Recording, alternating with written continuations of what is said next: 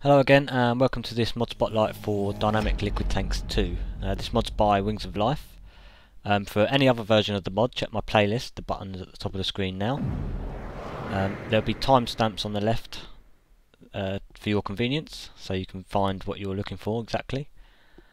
And all the links and directions to the wikis and stuff will be in the description below.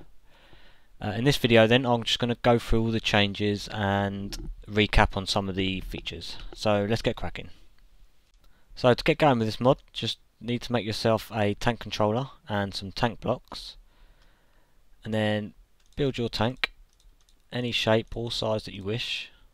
So that's pretty bog standard, so let's just make it a bit weird looking.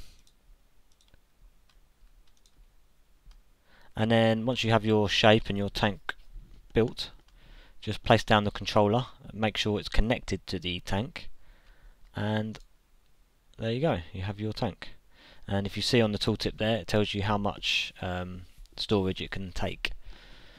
So while it's syncing and updating, checking the available spaces, we're going to start filling it with some resonant ender. Now you can just bucket this into your tanks. You can also extract from the tank itself with the bucket. You can also bucket into the controller itself, and you'll see it enter the storage here. Now these other storage spaces I'll get to in a second. So there it's fully updated, and we can store 319 buckets of liquid, which is really cool.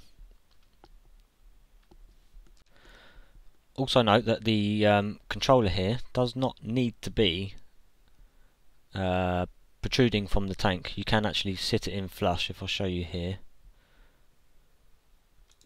rather than break that tank over there.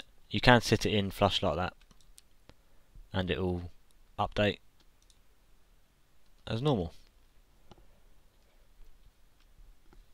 So let's move on to one of the features that's been fixed in this version, and that's the ability to remove the tank controller and have it store the liquid and then place it back down.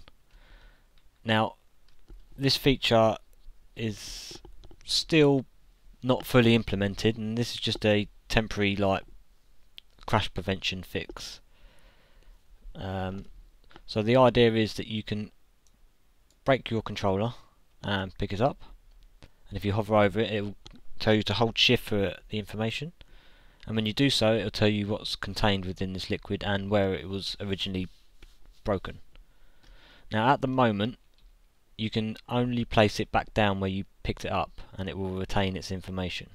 So if you give it a second here, the tank here will sync with the controller and it will update like so.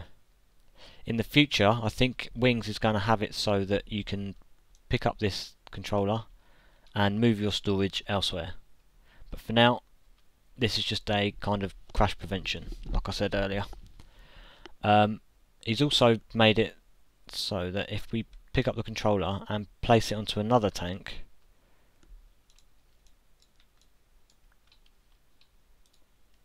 it won't crash your world anymore, but it also resets its liquid count, so it won't store the water. Like I said, this is temporary, and he's working on a different mechanic for the future.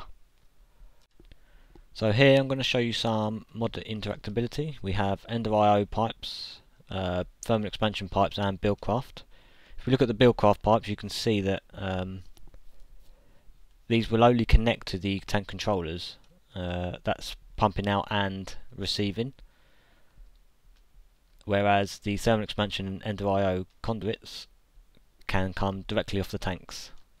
So if I just set this to active without signal, and we'll see it's updating the controller there. And if we go around here, so that's continuously pumping round. Okay, cool. And we'll get the Buildcraft going as well. So it works nicely with those three mods. and this was just demonstration of a different liquid.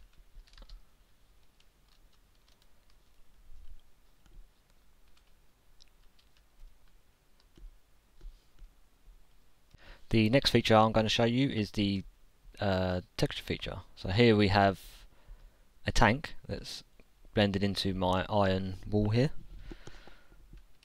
and if you just right click you can access your tank as normal. You wouldn't have noticed that that was, or there was anything different, or if there was a tank hidden there, if it wasn't for those textures. So wings, get that sorted. Also at a distance these textures kind of shimmer.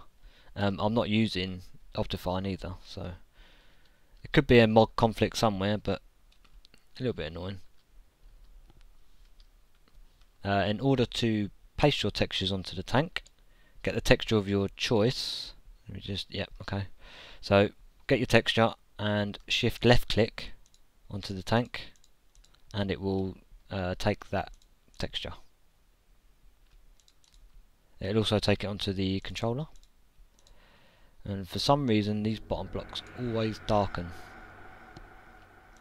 which is a shame because it's a really cool idea. But anyway, I'm sure that'll get fixed soon. As you can see, he's quite active on this mod and always reiterating.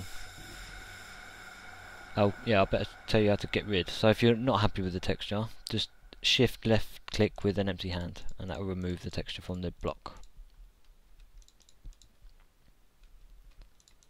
And that's how to apply your textures. So the final feature that I'm going to go into here is the ability to store up to 6 liquids into one tank. Now for that you're going to need yourself an upgrade module, and you'll also need some of the dynamic liquid tanks upgrades. Now in this version the upgrades do have a recipe, so by looking at the recipe here, so you would need this basic upgrade in the recipe for the storage upgrade. Now these storage upgrades are used for putting onto your upgrade module, which will allow you to store those multiple liquids. Just note though, if you're updating dynamic liquid tanks from a previous version, that you might have to check the config files to enable these crafting recipes for the upgrades. If you don't, they may not be available to you, so just make sure you do that. So let's move on to showing you how this works. So we build our tank as normal and go back into creative, and there's a feature that, well, he's calling it a feature. So you put your controller down, and this upgrade module can only sit next to a tank controller. If you try placing it anywhere else, it just will not place. So it always has to be next to your controllers now. And to give it an upgrade, just get your upgrade storage upgrade module thing, and right click on one of the rectangles here, and that will increase its storage by 1. So now this can hold up to 2 liquids, I believe. Let me just check that. Put some lava in, and put some resident ender in, and check the controller. Yes, so now we can store up to 2. So it's possible this can go up to 7. I'm going to test that right now. So we put another one into this slot, and we get another few there. One into there, there. So that's a total of 6 upgrades. And let me get some more liquid. I'll cut the video here and get back to you. Okay, so I started to fill these, and after hitting the 7th liquid and trying to access the controller, my game crashed. I'm going to quickly see if I crash again. No, we're all good. So the game crashed and it cleared the inventory of all the liquids that I placed in there. So at the moment just keep it to 6, even though there are 6 plus the original liquid that you could store in there anyway. So there is only 6 liquids that you can store, not 7. And I'll show you that here. So we have lava, some fuel, water, oil, ender and redstone. So like the previous version, you can change which liquid's being shown with a redstone signal, as long as the redstone signal is next to the controller. Here I have a fluid duct set to output when it receives a signal also. So if I flip the switch, it will change to the next liquid and continue to fill it up into this tank here. And we'll turn that off and let it clear.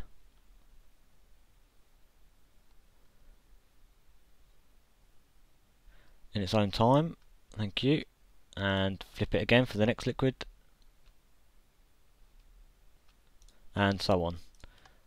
So each redstone pulse will change the liquid that can be ejected. So note that in order to get your liquids back out, you would need to set the index, so to speak. So you can do that like I just demonstrated there with the redstone pulse, or you can type in set index with a capital I, and if we set it to, let's say, 1, so each tank corresponds to a number. So the first tank will be 0, this tank will be 1, this one will be 2, this one will be 3, 4 and 5. So if we set index to 1, we should access our fuel, and it should change. There we go. And just to show again, set index to 3 and hit enter, and after a while it will update. So 0, 1, 2 and 3. Brilliant. So don't forget to check the wiki in the description below. There's more commands that you can use with this tank controller. Stuff that I can't figure out that's useful to me, but I'm sure there's plenty of clever people out there that will find some of the commands useful. So check it out, and I'm going to thank you for watching, and I'll see you again soon.